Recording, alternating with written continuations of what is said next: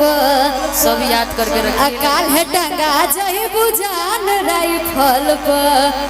भैया आप चाह रहे कि एरिया के होवे रंगदार रे तो लगी के लाइन रहे मन किलो भर के घर हमारे पड़े दुआरे आउ तगर धक्का बारे आए है रे उहिलावे बिहारे आए है रे किलो भर के घर हमार पड़े दुआरे उतर धक्का बारे आए है रे उतर धक्का बारे आए है रे उतर धक्का बारे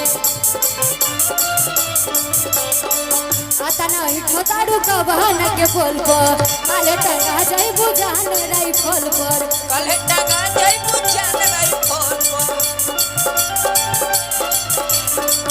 एरिया के होवे रंगदार रे एरिया के होवे रंगदार रे किलो भर के घर हमार पड़े दुआरे उतर धक्का बारे हाय हाय रे उतर धक्का बारे हाय हाय रे उतर धक्का बारे हाय हाय रे उतर धक्का बारे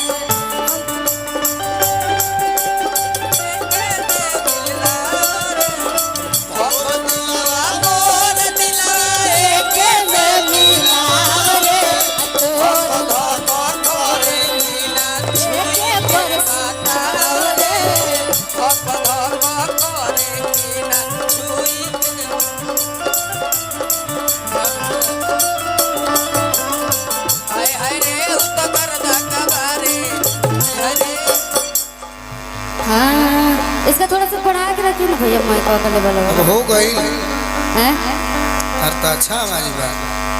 थैंक यू भैया थोड़ा थोड़ा प्रयास करते हैं आप लोग से सीखते हैं अरे तार आवाज के जवाब में तार निशा से बढ़िया आवाज बा ऐसा बात और नहीं अच्छा प्रयास भी बा।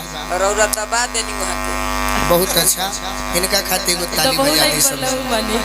आप लोग का आशीर्वाद हमरा के है, दबावे सीखते हो बिहार आप में से कोई थोड़ा पैदा ना थोड़ा। भइल अभी तक।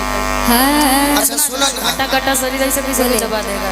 कौन गाना वो गोले बड़ी आ कौन गाना गोलू भैया तार गोले